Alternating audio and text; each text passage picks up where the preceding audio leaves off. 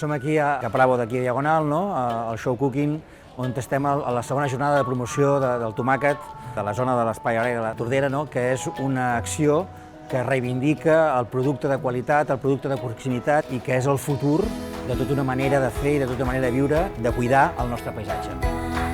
El tomàquet de la Conca de la Tordera té una característica important, que és que nosaltres reguem amb aigua una mica salada. Ens ve l'aigua del Montseny, a través del riu Tordera, però també entra una mica d'aigua del Mediterrani. I això fa que l'aigua de reg del pagès tingui un to de salinitat important. Doncs, a part de ser proximitat, quilòmetre zero i tal, són extremadament bons, són molt bons. El principal era un tomate cordebó con atún.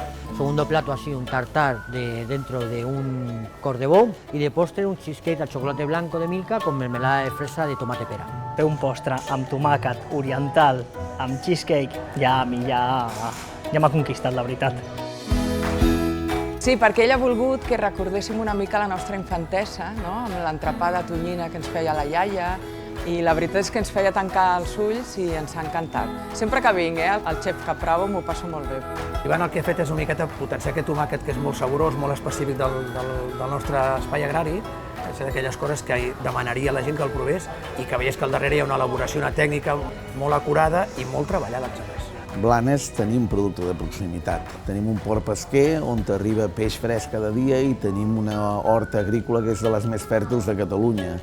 I, per tant, iniciatives com aquestes de Caprabo que et donen visibilitat i volem ser-hi al seu costat i donar-li suport.